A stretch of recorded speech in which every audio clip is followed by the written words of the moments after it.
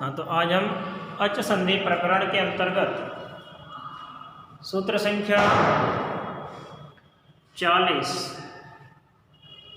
और उससे आगे की बात करेंगे। अभी तक हम 39वें सूत्र तक पढ़ चुके हैं, जहाँ हमने पिछले सूत्र में सकंधु, करकंधु, कुलटा, मनीषा आदि शब्दों की रूप सिद्धियाँ और उनमें प्रयुक्त होने वाले सूत्रों के विषय में पढ़ा।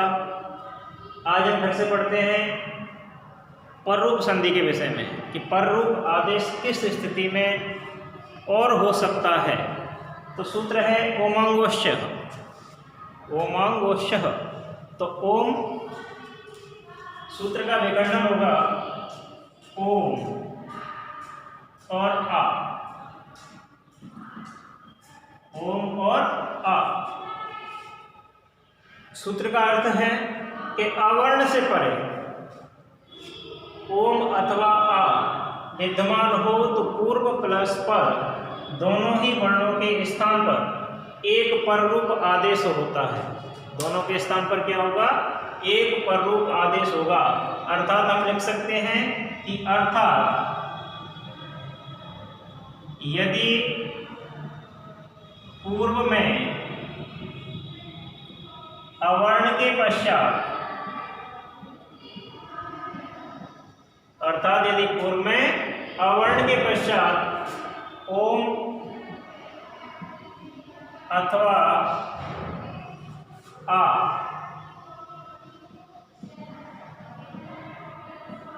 में से कोई विद्यमान है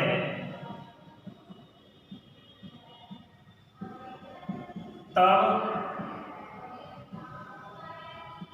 पूर्व और पर दोनों के स्थान पर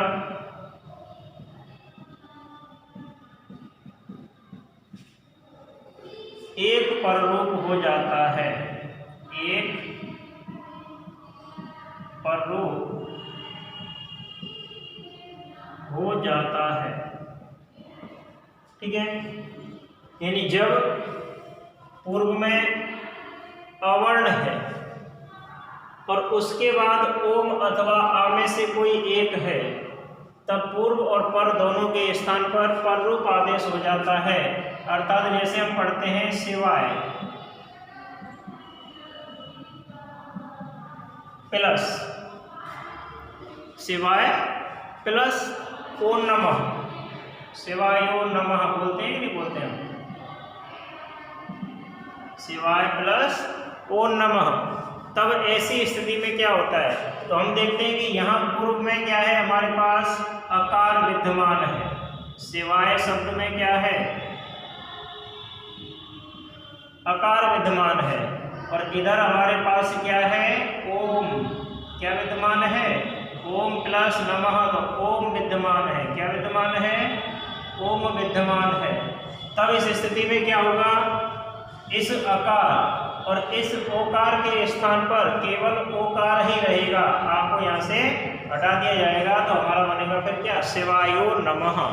शिवाय नमः, शिवाय ओ नमः। तो कहने का तात्पर्य है कि जब पूर्व में क्या हो? आवर्ण हो और उसके बाद ओम अथवा आ में से कोई एक हो, तब पूर्व और पर दोनों के स्थान पर एक पररूप आदेश होता है। अर्थात या तो ओम होगा पीछे वाला या आ होगा। ठीक है, तो इस सूत्र से शिवायो नमः की सिद्धि होगी। किसकी होगी? शिवायो नमः, अर्थात ओम नमः शिवाय। शिव जी के लिए नमस्कार, भगवान शिव को नमस्कार। शिवायो नमः, शिवायो नमः। ठीक है, इसको इसी सूत्र से सिद्ध किया जाएगा। अगला सूत्र है अंतादेवश्च। अंतादेवश्च, ये सूत्र क्या कहता है? अंतादेव, ये अतिदेश सूत्र है।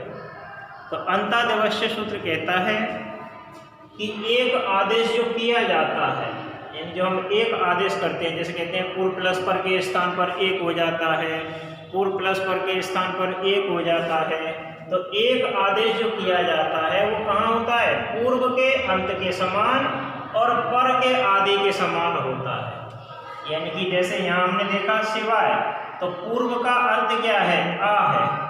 पूर्व का अंत क्या है? आ है। और पर का आदि यानी दूसरे का आदि वर्ण क्या है? ओम है।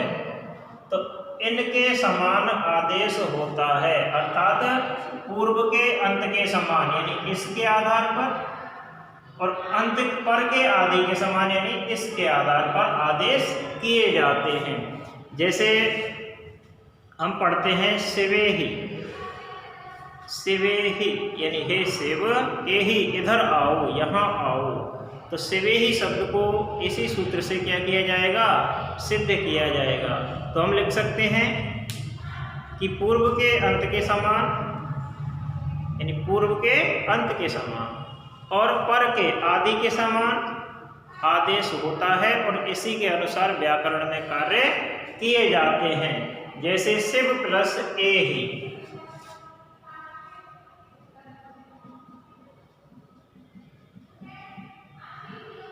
शिव प्लस ए ही, तो शिव ए ही, शिव ए ही में क्या होगा?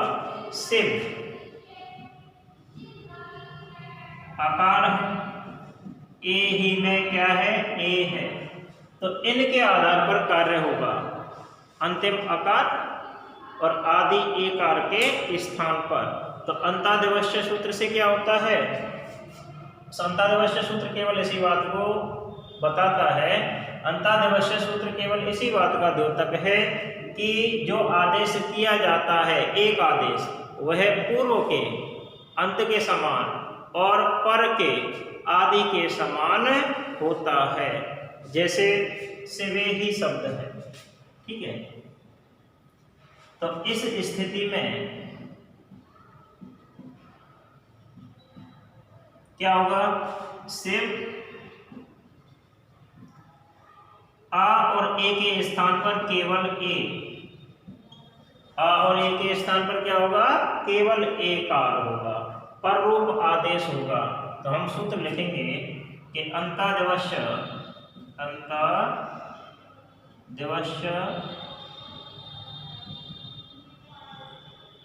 सूत्र की सहायता से, ओमांगोष्य सूत्र से, ओमांगोष्य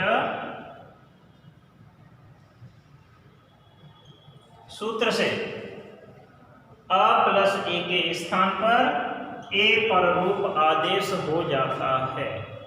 अ प्लस ए दोनों वर्णों के स्थान पर ए पर रूप आदेश हो जाता है, ठीक है। अगला सूत्र है अकः सवर्णे दीर्घः। तो अकः अकवर्ण, तो देखो अकवर्ण, अकवर्ण 5 है। अकवर्ण कितने हैं? 5 हैं। 5 में कौन कौन से हैं? अ, ई, ओ, रे और लरे। अ, ई, ओ,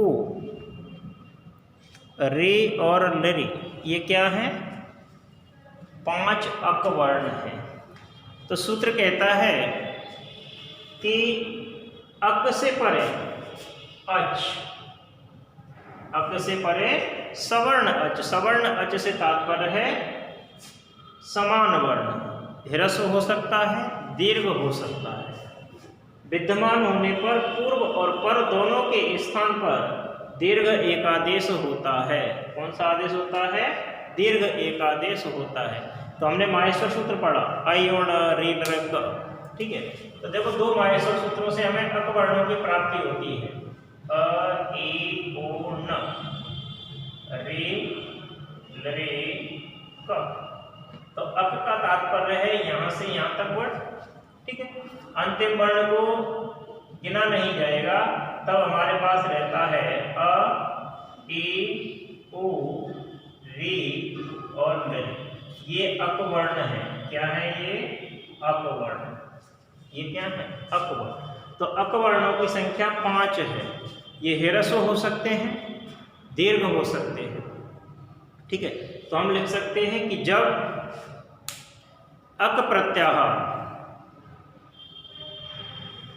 के पश्चात अच विद्यमान हो, अच दीर्घ हो सकता है, ह्रस्व हो सकता है, तब पूर्व और पर दोनों वर्णों के स्थान पर क्या होता है, एक दीर्घ आदेश होता है। क्या होता है, एक दीर्घ आदेश होता है।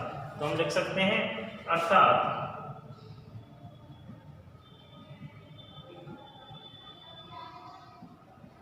अक प्रत्याहार में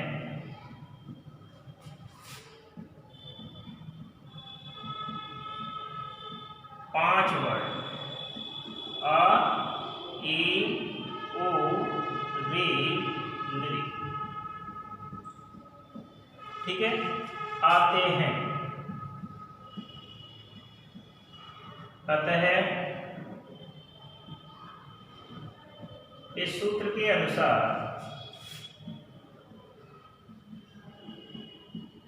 जब इनसे परे कोई अच वर्ण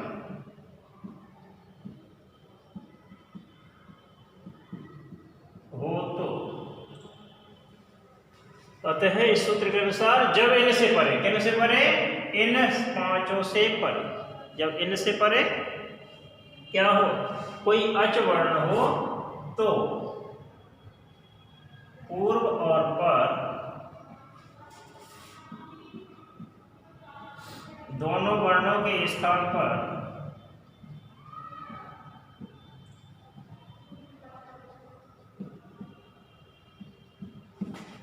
एक दीर्घादेश होता है, एक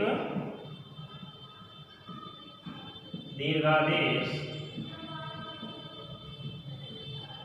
हो जाता है। ठीक है, तो कहने का तात्पर्य है जब पूर्व में क्या हो, आ, ई, ओ, री, लृ में से कोई एक हो, उनके पश्चात कोई भी अच वर्ण हो लेकिन सवर्ण हो, यानी कि इनके जैसा ही हो, आ के बाद आ हो, ई के बाद ई हो, उ के बाद उ हो, री के बाद री हो। ठीक है, तब क्या होता है, चाहे वो ह्रस्व है या दीर्घ है, दीर्घ आदेश होता है। क्या होता है, दीर्घ आदेश हो जाता है। जैसे हम पढ़ेंगे दैत्यारी, ठीक है, श्रेष, विष्णुदय, होत्रकार। तो जैसे दैत्यारी हमें सिद्ध करना है, दैत्यारी, ठीक है, श्रेष, विष्णुदय,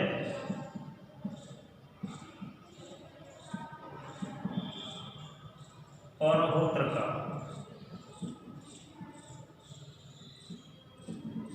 इन चारों शब्दों की सिद्धियां इसी सूत्र की सहायता से हमें करना है। दैत्यारी, दैत्य प्लस अरि, श्रीष, श्री प्लस ईश, विष्णुदय, विष्णु प्लस उदय, होत्रकार, होत्रधन, ऋकार। ठीक है, अगला सूत्र है एंग पदांतादति। एंग पदांतादति, एंग पदांतादति सूत्र क्या कहता है कि पदांत एंग से परे। तो देखो एंग प्रत्याहार में ए और ओ दो वर्ण आते हैं, एंग प्रत्याहार में ए और ओ दो वर्ण आते हैं, तो उनसे परे अत विद्यमान हो, अत से तात्पर्य अकार विद्यमान हो, तब पूर्व और पर दोनों वर्णों के स्थान पर पूर्व रूप हो जाता है, अर्थात आगे वाला रहता है, पूर्व वाला ही रहता है। ठीक है, तो कहने का तात्पर्य है कि जब पूर्व में पद के अंत में लिख सकते हैं हम, अर्थात जब पूर्व में पद के अंत में एंग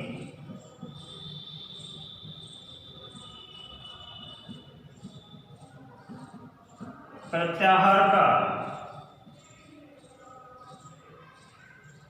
कोई वर्ण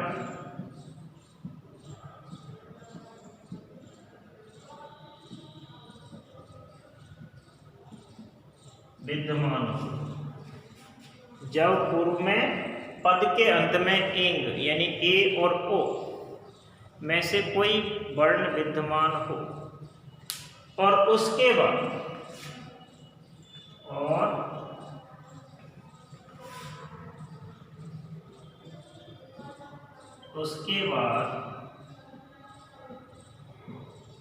अवर्ण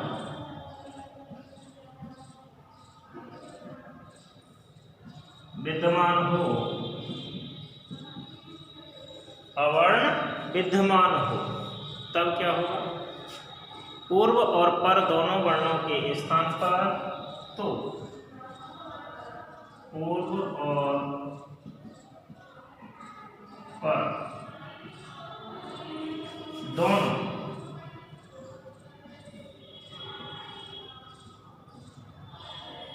वर्णों के स्थान पर, पूर्व और पर दोनों वर्णों के स्थान पर क्या हो जाएगा? पूर्व रूप आदेश हो जाता है।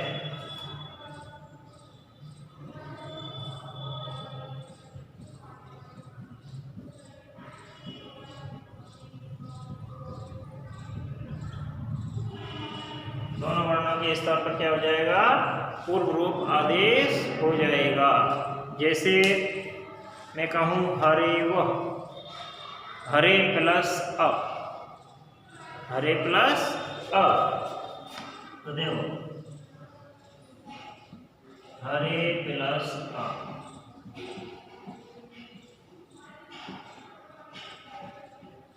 इस स्थिति में देखो पूर्व में क्या है हमारे पास? एकार है जो इंग प्रत्याहार में आता है, उसके बाद क्या है? अकार है, ठीक है। तब हम क्या करेंगे? हरे प्लस इस आ को अवग्रह में बदलेंगे और वा के स्थान पर वा रखेंगे। ये जो अवग्रह वाला आकार है, ये अवग्रह वाला आकार केवल इसी बात को बताएगा कि हम इसको पूर्व रूप कर चुके हैं, अर्थात ए रखेंगे, आ को नहीं रखेंगे, ठीक है। इसको लगाना आवश्यक नहीं है, लेकिन केवल इसलिए लगाया जाता है कि यहाँ जो पहले आकार है वो इसका क्या हो चुका है? ए के साथ जुड़ चुका है, अर्थात पूर्व रूप हो चुका है। क्या हो चुका है? पूर्व रूप हो चुका है। एक आदेश हो गया है, पूर्व रूप आदेश, ठीक है। तो हम लिख देंगे यहाँ एंग पदांतादति ही सूत्र से, एंग पदांतादति सूत्र से ए प्लस अ दोनों वर्णों के स्थान पर पूर्व रूप आदेश हो जाता है। इसी प्रकार से हरेव की तरह ही विष्णु अब, विष्णु अब अर्थात हे विष्णु रक्षा करो, हरेव हे हरि रक्षा करो, इन दोनों शब्दों की रूप सिद्धियां प्राप्त हमें इस सूत्र से होंगी। आगे के सूत्रों के विषय में अगले अध्याय में चर्चा करेंगे। धन्यवाद।